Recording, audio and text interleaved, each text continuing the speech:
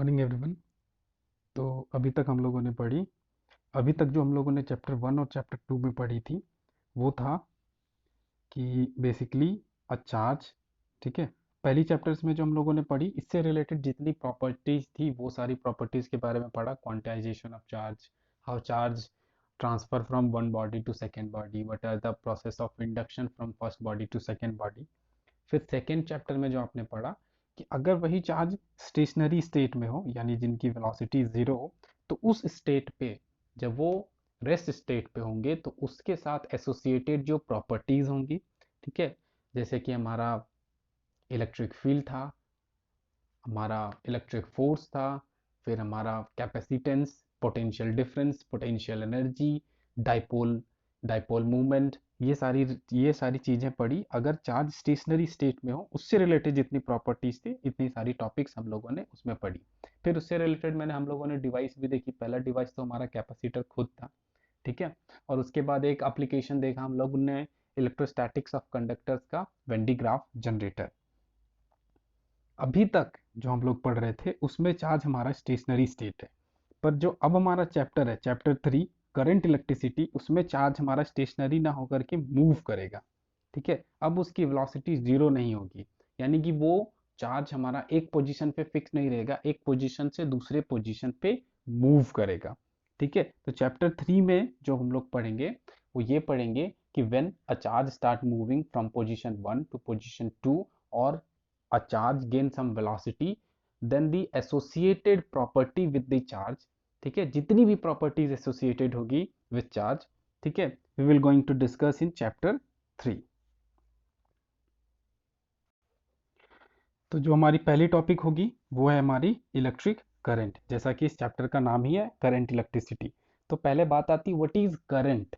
ठीक है। तो current is basically flow of something. ठीक है। Something is flowing. ठीक है। Something is flowing in particular direction, और किसी भी डायरेक्शन में अगर समथिंग इज फ्लोइंग तो उसको हम लोग करंट कहते हैं। अगर वाटर हो, वाटर किसी पर्टिकुलर डायरेक्शन में फ्लो कर रही है तो आप उसको वाटर करंट बोलोगे। ठीक है। वाइन्स फ्लो कर रही है तो वाइन्स फ्लो करंट कहोगे। तो यहाँ पे जो हमारा टर्म है इलेक्ट्रिक करंट, तो यहाँ पे हमारा चार्जेस एक पर्टिकुलर डायरेक्शन के अलोंग फ्लो करेंगी। ठीक है। इसलिए उसको हम लोग इलेक्ट्रिक करंट बोलेंगे। ठीक है। तो इलेक्ट्रिक करंट होता क्या है? तो electric current is defined as the time rate of flow of net charge of the area of cross section of the conductor.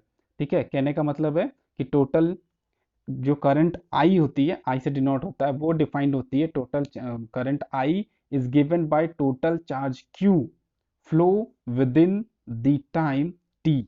ठीक है। कहने का मतलब है कि आपने एक क्रॉस सेक्शन डिसाइड किया, ठीक है, रहने देते हैं, ये इन होने का पॉइंट है। आप यहाँ पे मार्किंग करके, ठीक है, एक मेजरमेंट डिवाइस लगा के बैठ गए जो ये मेजर करने का काम कर रहा है कि इसके अंदर कितने चार्जेस इन हो रहे हैं। आपने इन काउंट करना शुरू किया, आपने काउंट किया कि 10 सेकेंड्स के अंदर इसके अंदर 10 कूलम्स चार्ज इन हुए। तो current I will be defined as total charge flowing within the cross section area A within divided by the time taken in crossing so. ठीक है। तो I will be Q by T,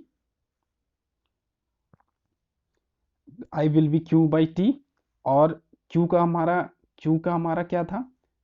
Q का हमारा ऐसा unit था coulomb, T का था हमारा सेकेंड। तो करंट आई का हो जाएगा हमारा कूलम पर सेकेंड। इसको कूलम पर सेकेंड ना होकर के ये एक फंडामेंटल हमारा यूनिट हो जाता है और इसको हम लोग नाम कहते हैं एम्पियर। ठीक है। इसको एक नाम दिया जाता है ampere. And 1 ampere is equal to 1 coulomb per second. Thus the current through any conductor is said to be 1 ampere. ठीक है। किसी भी कंडक्टर पे, आप एक कंडक्टर कह रहे हो, ठीक है, आप कहना चाहते हो कि इसमें 1 एम्पियर करंट फ्लो कर रही है। ठीक है। 1 एम्पियर करंट फ्लो कर रही है, तो इसका डिफिनेशन क्या होगा कि if 1 coulomb of charge is flowing through if 1 coulomb of charge flowing through the conductor in 1 second, तो then the current I will be defined as 1 ampere। ये definition based पे आपको क्या किया जा रहा है? Current I equal to 1 C by 1 second किया जा रहा है, तो ये 1 एम्पियर के बराबर होगा ना। तो किसी भी कंडक्टर में 1 एम्पियर करंट कब फ्लो करेगी, जब 1 कूलम चार्ज 1 सेकेंड में फ्लो करे। And the second thing is the direction of electric current is always along the direction of flow of positive charge। यानी करंट I का डायरेक्शन हमेशा किधर के अलॉन्ग होता है, जिधर पॉजिटिव चार्जेस फ्लो कर रहे होते हैं। ठीक है, ये ध्यान रखना, कोई भी कन्वेंशनल करंट का डायरेक्शन हमेशा उधर ही होता है जिधर पॉजिटिव चार्जेस फ्लो कर रहे होते हैं। पर हम लोगों ने ये बात भी मानी है, ये बात हम लोगों ने जब कंडक्टर्स के स्टार्टिंग स्टेज में पहला चैप्टर हम लोग पढ़ रहे थे, तो हम लोगों ने देखा था कि जितने भी चार्ज हम लोग कहते हैं वो चार्ज सारे के सारे ड्यू टू इलेक्ट्रॉन्स होते हैं। यही पढ़ा था ना, क्योंकि हम लोग जानते हैं कि जो भी पॉजिटिव चार्ज होता है हमारा प्रोटॉन, ठीक है, वो न्यूक्लियस के अंदर होता है और वो किसी तरह के कंडक्शन में पार्टिसिपेट नहीं करता, वो फिर वो एक अलग ही चैप्टर हो जाता है। अगर ये एक रोल प्ले करना शुरू करे तो वो अलग चैप्टर हो जाता है। इन जनरली जो हमारा इलेक्ट्रिक करंट फ्लो कर रहा होता है वो basically due two electron flow कर रहा होता है। ठीक है, तो इसका मतलब हुआ कि जो भी direction of flow of electron होगा within the current within the conductor, अगर मान लो कि ये कंडक्टर है, इलेक्ट्रॉन का फ्लो का डायरेक्शन इधर है, तो ये नेगेटिव चार्ज है, इसका डायरेक्शन इधर है, इसका मतलब है कि जस्ट इसके अपोजिट में पॉजिटिव चार्ज का डायरेक्शन फ्लो होगा। तो इसके हिसाब से क्या हुआ कि करंट आई का डायरेक्शन हमेशा किधर होगा, इधर के अलावा। तो इससे एक चीज क्लियर हो गया कि अगर आप किसी कंडक्टर में, कंडक्टर के अंदर कौन से चार्ज फ्लो करती है, तो हमारी फ्लो करती है इलेक्ट्रॉन्स। ठीक है, हमेशा इलेक्ट्रॉन्स फ्लो करती है। तो इससे एक बात क्लियर हो गया कि जो भी कंडक्टर्स होते हैं उसमें जो करंट का डायरेक्शन होता है वो हमेशा इलेक्ट्रॉनिक चार्ज जो कि इलेक्ट्रॉन के कारण प्रोड्यूस हो रही है उसके अपोजिट डायरेक्शन पे होते हैं। ठीक है, ये प्रॉपर्टी। और सेकेंडरी चीज क्या है कि electric current is a scalar quantity. ठीक है, भले हम लोग electric current I is scalar quantity, ठीक है, I is scalar quantity, although अभी हम लोगों ने क्या बात किया कि इसका डायरेक्शन तो फिक्स्ड है, किधर है, तो जिधर भी पॉजिटिव चार्जेस का फ्लो होगा उधर करंट आई का डायरेक्शन होगा। ठीक है, पर फिर भी ये स्केलर क्वांटिटी है। स्केलर क्वांटिटी इसलिए है क्योंकि जब वेक्टर एडिशन किया जाता है I1 प्लस I2, तो हम लोगों ने क्या देखा था कि सिंपली अगर इसकी वैल्यू 1 है और इसकी वैल्यू 2 है तो सिंपली 3 हो जाना चाहिए। वेक्टर एडिशंस में जरूरी नहीं है कि 3 होता है, पर जब देखा जाता है करंट के एडिशंस के टाइम में तो ये स्केलर एडिशंस को फॉलो करता है। यानी अगर किसी पॉइंट पे करंट आई इजकल टू 1 है और I2 इजकल टू 2 है, तो आप उस पॉइंट पे नेट करंट की वैल्यू 3 देखोगे, यानी कि करंट हमारा स्केलर एडिशन को फॉलो कर रहा है। इसका मतलब है कि जो हमारा करंट है वो एक स्केलर क्वांटिटी है। एक सेकेंड टॉपिक है करंट डेंसिटी। ठीक है, व्हाट इज करंट डेंसिटी? तो करंट डेंसिटी क्या है कि current density is current per unit area and it is denoted by J. ठीक है, आप एक यूनिट करंट है, ये पर्टिकुलर एक क्रॉस सेक्शन एरिया आपने कंसिडर करी। ठीक है, आप किसी कंडक्टर का क्रॉस सेक्शन एरिया ए कंसिडर कर रहे हो जिसमें करंट आई फ्लो कर रही है, तो आपसे पूछा जा रहा है कि विद इन यूनिट एरिया, ठीक है, इसके एक छोटे से एरिया में जिसको आप यूनिट वैल्यू बोलोगे उसमें कितनी करंट फ्लो कर रही है, तो वो हमारा करंट डेंसिटी होगा। ठीक है, तो इसका जो हमारा एसआई यूनिट हो जाएगा वो क्या हो जाएगा, आई बाई ए है। ए का हमारा क्या है, एसआई यूनिट एम्पियर है, और ए का हमारा क्या है, ठीक है, ए का क्या है हमारा मीटर स्क्वायर, तो हो जाएगा ampere per metre square. Current density की SI unit ampere per metre square होती है। ठीक है, और जो हमारा करंट डेंसिटी का डायरेक्शन होता है वो भी करंट के डायरेक्शन के अलोंग ही होता है। यानी जिधर पॉजिटिव चार्जेस का फ्लो का डायरेक्शन होगा उधर ही करंट डेंसिटी जे का भी डायरेक्शन होगा। पर इंपॉर्टेंट चीज ये नोट करने वाली है कि direction of current density is along the direction of current, but still the current density is a vector quantity। ठीक है, जबकि वो उसी डायरेक्शन को फॉलो करता है जिधर करंट का डायरेक्शन है, पर still the current density is a vector quantity. ठीक है, and current density J is equal to I by A. ठीक है, ये नोट डाउन करके रखना, ये काम आएगी आगे चल करके। ठीक है, नेक्स्ट टॉपिक है हमारी ओम्स लॉ। तो ओम्स लॉ आप लोगों ने पहले भी पढ़ी थी। ओम्स लॉ में पहले आपने क्या पढ़ा था कि अगर कोई कंडक्टर है, ठीक है, उसके अक्रॉस, दो इंड के अक्रॉस आप पोटेंशियल डिफरेंस V अप्लाई कर रहे हो। इसका मतलब है कि इधर V1 है, इधर V2 है, and V1 minus V2 is equal to V।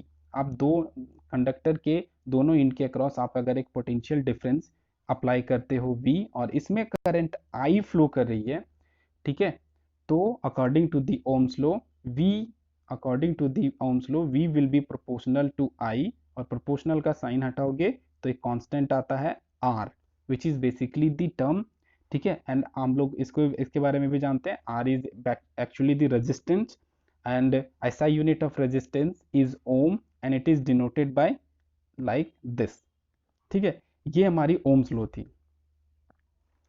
ये सारी बातें जो ओम्स लॉ की थी ये तब तक की थी जब तक कि फिजिकल मैकेनिज्म, जो एक्चुअल मैकेनिज्म है, यानी कि माइक्रो लेवल पे जो जाकर के हम लोग देखेंगे कि चार्जेस कैसे फ्लो करती है, ठीक है, और उसके बाद क्या रिलेशन है, उसके बिना जब फिजिकल मैकेनिज्म नहीं पता था करंट के फ्लोइंग का, उस इंस्टेंट पे ओम्स लॉ का ये स्टेटमेंट एकदम सही था। स्टेटमेंट ऐसा नहीं है कि गलत है, स्टेटमेंट अभी भी सही है, ठीक है, पर ये बिना फिजिकल मैकेनिज्म को जाने स्टेटमेंट दिया गया था।